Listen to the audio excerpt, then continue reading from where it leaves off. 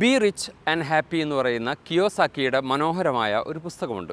അതിലെ ഒരു ടൈറ്റിൽ ഇങ്ങനെയാണ്, സബ് ടൈറ്റിലുകൾ കൊടുക്കില്ലേ, അതിലൊന്ന് എഡ്യൂക്കേഷൻസ് ബിഗ്ഗസ്റ്റ് മിസ്റ്റേക്ക് എന്നാണ്.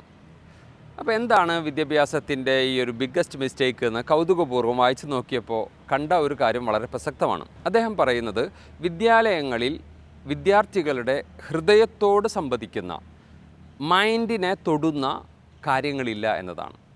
എല്ലാ ടീച്ചേഴ്സും അല്ലെങ്കിൽ സിലബസും ബ്രെയിൻ ഡെവലപ്മെൻറ്റിനെ മാത്രം ഫോക്കസ് ചെയ്യുന്നു, ഹൃദയത്തെ വിസ്മരിക്കുന്നു എന്നതാണ്.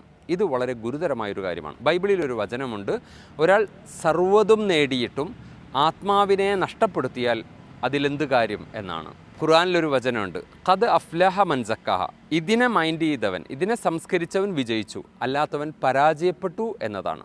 അപ്പോൾ അത് വളരെ പ്രധാനപ്പെട്ട ഒരു കാര്യമാണ്. ഇപ്പോൾ വ്യാപകമായി ലഹരിയെക്കുറിച്ചുള്ള വലിയ ഒരു ടെൻഷനിലാണ് നാം ഉള്ളത്. അപ്പോൾ എന്താണ് പരിഹാരമെന്ന് ഇവരാരും പറയുന്നില്ല എന്നതാണ് അതിലെ കൗതുകകരമായൊരു കാര്യം. ഈ ലഹരിയുടെ വലിയൊരു പ്രശ്നം നമ്മുടെ ബ്രെയിനിൻ്റെ ഫ്രണ്ടൽ ലോബിൽ ഒരു കർട്ടൻ വീഴുന്നത് പോലെ ഈ ലഹരി ഉപയോഗിക്കുന്ന ആൾക്ക് ഈ ഫ്രണ്ടൽ ലോബിലാണ് റീസണിങ് പവർ അല്ലെങ്കിൽ ഇമോഷണൽ കൺട്രോൾ. ഒരു കാര്യം നമ്മൾ തെറ്റ് ചെയ്യാൻ പോകുമ്പോൾ അരുത് എന്ന് നമ്മളോട് പറയുന്ന ഒരു പ്രോസസ്സുണ്ട്, അതൊക്കെ ഓഫാകുമെന്നതാണ് എൻ്റെ പ്രശ്നം. അതുകൊണ്ടാണ് മുന്നിൽ നിൽക്കുന്നത് അമ്മയോ സഹോദരിയോ എന്ന് ചിന്തിക്കാനുള്ള ആ ഒരു വേർതിരിക്കാനുള്ള ഒരു റീസണിങ് പവർ നഷ്ടപ്പെടുമെന്നതാണ്. മലയാളിക്ക് സുപരിചിതമായ ഒരു ഡയലോഗുണ്ട്, കത്തി താഴെ ഇടുക നിൻ്റെ അച്ഛനാട പറയുന്നത് എന്ന് ഒരു ഡയലോഗുണ്ട്. കാരണം അവനറിയില്ല ഇത് ലഹരി ബാധിതനെ സംബന്ധിച്ചിടത്തോളം ഇതിൻ്റെ മുമ്പിൽ നിൽക്കുന്നത് ഒരു വ്യക്തി മാത്രമാണ്. അപ്പോൾ നിൻ്റെ അച്ഛനാടാന്ന് പറയുമ്പോഴാണ് കത്തി താഴെ ഇടുന്നത്. ഈ അച്ഛൻ അല്ലെങ്കിൽ അമ്മ, സഹോദരി, സത്യം, ധർമ്മം, ഈ കാഴ്ചപ്പാട് നഷ്ടപ്പെടുന്നു എന്നത് വലിയൊരു പ്രശ്നമാണ്. ഇനി പെൺകുട്ടികളുടെ ലോകത്തേക്ക് വന്നു കഴിഞ്ഞാൽ പെൺകുട്ടികൾ വ്യാപകമായി സ്വാതന്ത്ര്യം അവർ ആഗ്രഹിക്കുന്നു, എല്ലാവിധ അതിരുകളെയും അവർ ഭേദിക്കുന്നു, സെക്ച്വൽ ലിബറലൈസേഷന് വേണ്ടി അവർ വാദിക്കുന്നു. ആണും പെണ്ണും ആൺകുട്ടികളുടെ പോലെ ഞങ്ങൾക്കും സ്വാതന്ത്ര്യം വേണം. ആരും അവരെ പിടിച്ചു കെട്ടിയിട്ടില്ല, പക്ഷേ ഒരു പെണ്ണിന് പെണ്ണിൻ്റേതായ പരിമിതിയുണ്ട് എന്ന സാമ്പ്രദായികമായി അല്ലെങ്കിൽ കാലികമായി നമ്മൾ ആചരിച്ചു വന്ന അല്ലെങ്കിൽ മനസ്സിലാക്കി പോന്ന വാല്യൂസിനെയൊക്കെ വലിച്ചെറിഞ്ഞുകൊണ്ട് ഒരു മാതിരി അപകടകരമായ ഒരു സാഹചര്യത്തിലേക്ക്, വിവാഹം പോലും ആവശ്യമില്ല, ജീവിതം ആസ്വദിക്കാനുള്ളതാണ്, മൈ ബോഡി മൈ ചോയ്സ് എന്നൊക്കെയുള്ള അതിരു കടന്ന അപകടത്തിലേക്ക് നമ്മുടെ പെൺകുട്ടികൾ ഒക്കെ പോയിക്കൊണ്ടിരിക്കുന്ന ഒരു സാഹചര്യമുണ്ട്. ഈ സന്ദർഭത്തിൽ നമുക്ക് എന്താണ് പരിഹാരം എന്നതിനെക്കുറിച്ചാണ് നമ്മൾ ചിന്തിക്കേണ്ടത്. രാഷ്ട്രപിതാവ് പറയുന്നൊരു കാര്യമുണ്ട്, there is no school equal to a decent home. നല്ലൊരു ഭവനം, അതിന് തുല്യമായ വേറൊരു സ്കൂളും ലോകത്താരും പണിതിട്ടില്ല. അതുകൊണ്ട് home is the first school.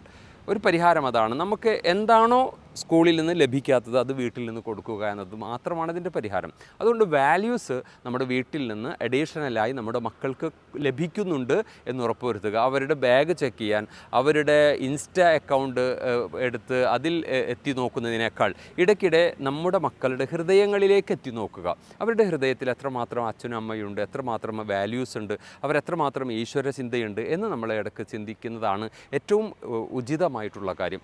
ഈ അർത്ഥത്തിൽ നമ്മുടെ ഈ 2000 ശേഷമുള്ള പേരൻസ് ആണ് ഇപ്പോൾ ആൽഫ ജനറേഷൻ എന്ന് പറയുന്നത്. ഈ ആൽഫ ജനറേഷനിലെ പേരൻസിൻ്റെ പ്രശ്നം, അവർക്ക് കൂട്ടുകുടുംബം, അവിടെ നിന്നുള്ള എക്സ്പീരിയൻസ് അവർക്ക് ലഭിച്ചിട്ടില്ല.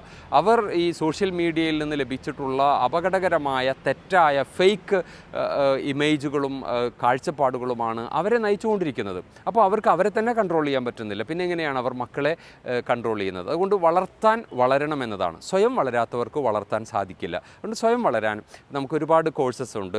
ന്യൂറോ ലിംഗ്വിസ്റ്റിക് പ്രോഗ്രാമിംഗ് പോലുള്ള, ട്രാൻസാക്ഷൻ അനാലിസിസ് പോലുള്ള, മൈൻഡ് ക്രാഫ്റ്റിംഗ്, മൈൻഡ് മാപ്പിംഗ് പോലുള്ള പലവിധ ചെറിയ ഷോർട്ട് ടേം കോഴ്സസ് ഉണ്ട്. ഈ കോഴ്സസൊക്കെ ഈ പേരൻസിനെ ഒരു പരിധിവരെ നല്ല പാരൻ്റ് ആവേണ്ടത് എങ്ങനെ എന്നതിനെക്കുറിച്ച് പഠിക്കുക എന്നത് ഈ ഒരു പ്രശ്നത്തിന് പരിഹാരമാണ് എന്ന് തോന്നുന്നു. ഈ പുതിയ തലമുറയ്ക്ക് ഒരു പ്രശ്നമില്ല. പുതിയ തലമുറയുടെ ആകെ പ്രശ്നം നമ്മളാണ് അവരുടെ പേരൻസ് എന്നത് മാത്രമാണ്. അതുകൊണ്ട് കുറച്ച് ഒന്ന് നമ്മൾ ശ്രദ്ധിച്ചാൽ ജീവിതം കുറച്ചുകൂടി ബ്യൂട്ടിഫുള്ളാക്കി മാറ്റാൻ സാധിക്കും. ഈ കുട്ടികളെ നല്ല നിലയിൽ സമൂഹത്തിന് പ്രയോജനപ്രദമാകുന്ന വിധത്തിൽ നമുക്ക് മാറ്റിയെടുക്കാൻ സാധിക്കും. സർവശക്തൻ അനുഗ്രഹിക്കുമാറാകട്ടെ.